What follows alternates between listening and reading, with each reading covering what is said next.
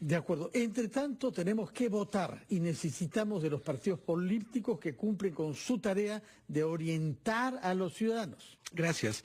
Tenemos una preocupación central en el PPC a propósito de esta convocatoria al referéndum, y es que creemos que es indispensable bajar expectativas que se pueden haber generado alrededor de un referéndum que algunos sienten, por un lado, que podría cambiar absolutamente las cosas y explicarles, esta no es la reforma política que el Perú requiere, por un lado, y por otro lado, cuáles son las consecuencias reales de lo que podría aprobarse y lo que no podría aprobarse. En ese sentido, siento que se está hablando muy poco y hay que decirle a la población qué es lo que de verdad va a ocurrir. Vótese por el sí o vótese por el no. Por ejemplo, la primera pregunta de la que se habla muy poco, porque todos van a la yugular y todos van de frente hacia el Senado o a la reelección. Pero hay temas muy serios. ¿Por qué el referéndum? Habría que hacer un poco de historia. El presidente de la República planteó unos proyectos de ley un 28 de julio, se sintió, y toda la población lo vio con evidencia, que el Congreso de la República le daba largonas, que no lo trataba con la celeridad del caso, y entonces se plantea el referéndum porque se dijo, y yo estoy de acuerdo con el presidente en ese sentido, que esto no podía ser motivo de burla ni de toreos y que había pues la posibilidad de que la población tomase decisiones porque había necesidad de celeridad. La primera pregunta es, ¿celeridad en las 4 preguntas? Respuesta, no, apenas en la primera. Porque en las otras 3 sí podrían esperar un poco más en tanto que las consecuencias se iban a dar el año 21. Pero sobre la primera pregunta sí había necesidades y urgencias y tenía que ver con la reforma del tema judicial, de cómo se nombran jueces, a propósito del escándalo que estalló y que nos asqueó a todos nosotros. Bueno, ¿cuál es la consecuencia? Y esto es una de las primeras cosas que habría que decirle a la población. Creo que hay un consenso generalizado por el sí en esta primera pregunta. En todo caso, en el PPC estamos de acuerdo con el sí. Perfecto. Pero expliquémosle a la población, porque la gente puede pensar, y de hecho piensa así en la calle, que votando por el sí mañana se van todos los jueces corruptos. Y no es así. Planteemos las cosas. Sí significa aprobar esta junta nueva que estaría representando al Consejo Nacional de la Magistratura que fracasó. Una observación preliminar es que puede gustarnos o no esta nueva composición, pero de hecho es una nueva composición de las muchas que antes han tenido las formas que ha optado la República por escoger jueces y en donde siempre hemos fracasado. Nunca ha habido concurso público, sí, meritocrático. Pero en donde hasta ahora siempre hemos fracasado. Entonces, una primera expectativa es vamos a aprobar este sistema. Ojalá funcione, pero seamos realistas en nuestras expectativas de lo que estamos votando. Lo que está claro es que no vamos a resolver las cosas con una ley. O sea, totalmente de acuerdo con eso, pero por eso, no solamente eso, sino que además, ojo, en la larga historia de la República, en donde siempre hemos probado fórmulas, nunca estas nos han funcionado, ojalá estas nos funcione. Esto pero como primera cosa, y te repito, con el ánimo de bajar expectativas, y tú dirás, ¿por qué quieres bajar expectativas? Porque siento que seguimos deteriorando la democracia, generando estas expectativas de repente muy grandes, y que después la gente puede decir, oye, ¿y en qué quedamos? Pero vamos al tema más concreto que nos preocupa muchísimo con respecto a esta primera pregunta, y que es el siguiente. De aprobarse esta nueva Junta, la misma norma dice que esta entrará en funciones 90 días después de la dación de la ley, que tiene que darse una ley de desarrollo constitucional, porque no se trata que se aprueba la Constitución y mañana tenemos Junta nueva. Bueno, la primera pregunta es, ¿y cuándo se va a dar esta ley? Y entonces, a nombre del PPC, emplazamos al presidente de la República y al Congreso de la República para que esta ley se dé lo antes posible. Vamos a hablar con claridad. El día 9 es el referéndum. Al día siguiente, que es lunes 10, estaríamos a una semana del fin de la legislatura. El 15 se acaba la legislatura. Nos parece que es indispensable si de verdad queremos cambiar las cosas, si de verdad decíamos que esto tenía que ser urgente, si de verdad queríamos correr, si esa era la intención del presidente y si fuera la intención de los congresistas, que el día lunes el presidente de la República proponga al Parlamento con carácter de urgencia una propuesta legislativa de desarrollo de esa norma para que el Congreso, a su vez, haciendo su parte, saltándose los trámites de comisiones y demás, vaya directamente al Pleno y apruebe esta norma. Porque si la aprueba antes del 15, que sería lo ideal, podríamos pensar que hacia marzo, cumplidos los 90 días, podría comenzar a funcionar este nuevo Consejo, en donde, dicho sea de paso, estaría el fiscal de la Nación cuestionado. Uno entre 7, ¿eh? Uno entre 7. De acuerdo, pero hago solamente el apunte para que la gente sepa qué es lo que está votando. Hace un rato decías con claridad, la gente de repente no sabe por qué vota. Que se sepa, por si acaso, que la carne viene con hueso también, ¿no es cierto? Entonces, pero ahí hay una primera preocupación. Si no fuese así, si no tuviésemos un proyecto de ley de desarrollo constitucional ya, el lunes, y una vocación del Parlamento de aprobar esta norma en verdad, el día 15 termina la legislatura. No habrá legislatura hasta el 15 de marzo. No, y además la semana anterior al 15 la han declarado semana de representación, así que ahí hay una semana perdida, ¿no? No, pero correcto, es la semana en la que se va a hacer el referéndum, entiendo. O me estás hablando que la anterior al 15, la 9 al 15. Semana perdida entonces. no debería perderse, deberían cambiar de opinión. El día 10, repito, deberían estar los parlamentarios para votar esto, porque toda esta figura de referéndum, que se supone es por urgencia, se dio precisamente porque teníamos prisa para hacer esos cambios. Bueno, no juguemos con la población, si había prisa, que de verdad la haya. La única forma de que esto ocurra es que tengamos un proyecto de ley el lunes y que el Parlamento lo vote de inmediato, y para eso se puede saltar los trámites de comisiones e ir directamente al Pleno. Y ya que estamos hablando de cambios constitucionales y eso, quería solo hacerle una pregunta.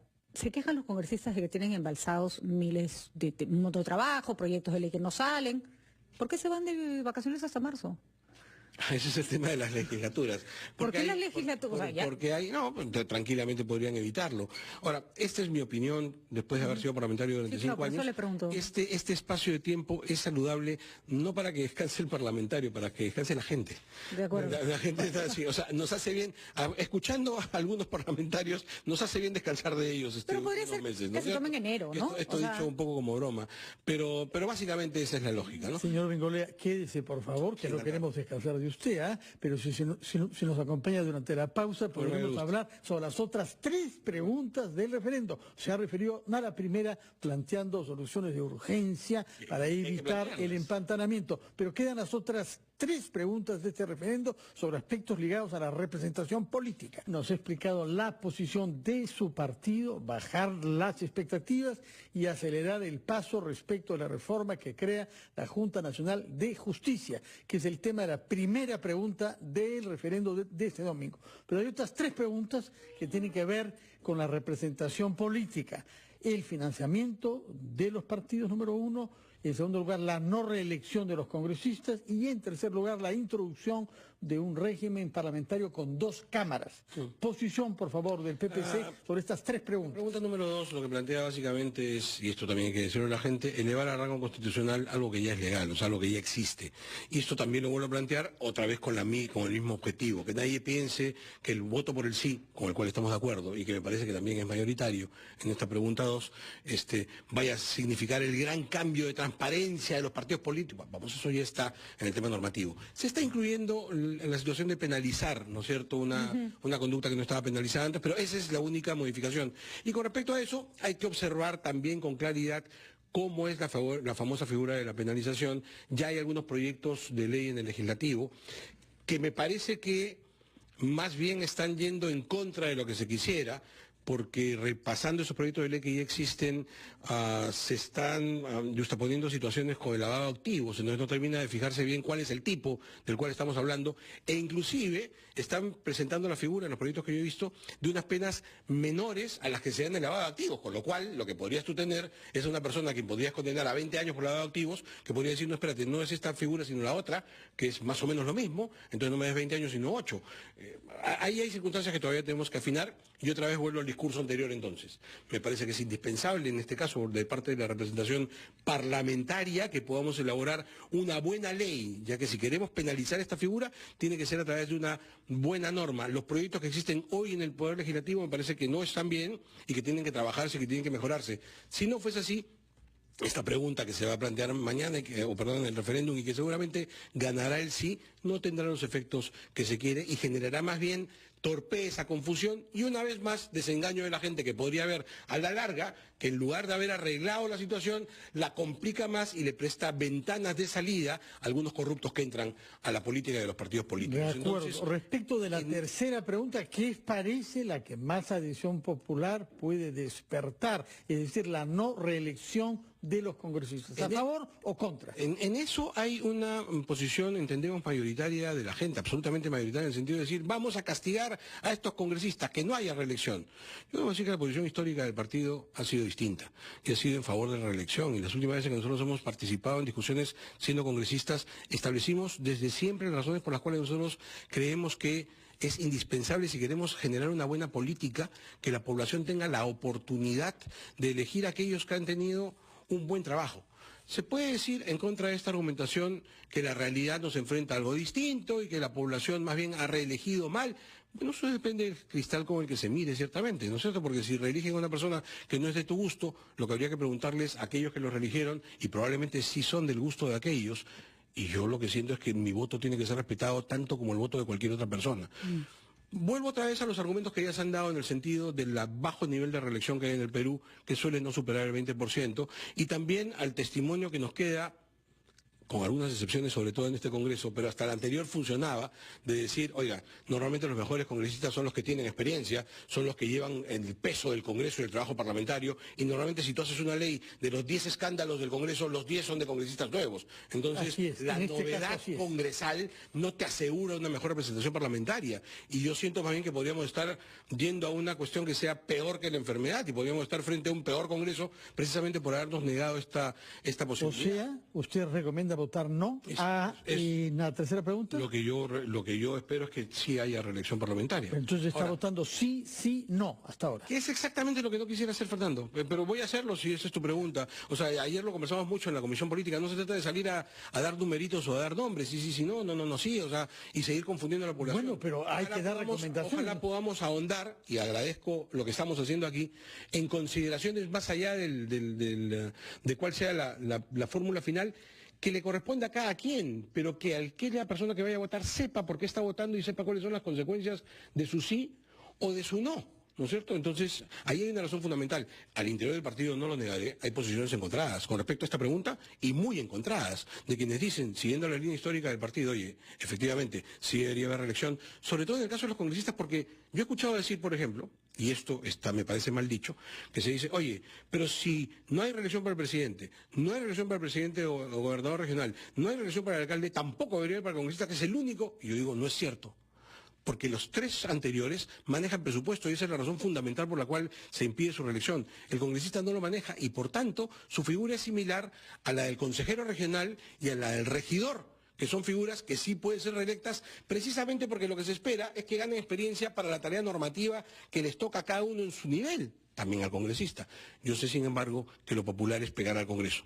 Yo sé, sin embargo, que nuestros congresistas, los actuales, sin ninguna duda, hacen singulares esfuerzos por desprestigiar al Congreso, ¿no es cierto? Y lo hacen hasta el último instante. Lo que está ocurriendo hoy día con el caso Mamani, lo que está ocurriendo hoy día con el caso Donaire, lo que está ocurriendo hoy día con la cuarta pregunta a la que entraremos después, en donde teníamos por fin la gran posibilidad de llegar al Senado y nos meten un contrabando los grandes vivos que tenemos en el Congreso. Tú dices, oye, esta gente desprestigia la labor parlamentaria, pero eso no puede llevarnos a esta situación, que yo repito es popular, de castigar absolutamente una institución que tenemos que reforzar, porque yo no reconozco en la historia un gobierno o un país que haya tenido derechos ciudadanos respetados y progreso sin parlamento. Yo por lo menos no lo recuerdo. Entonces, lo que quiero que la cuarta pregunta, pese a que se resiste usted a decir sí o no, necesitamos saber. Sin duda.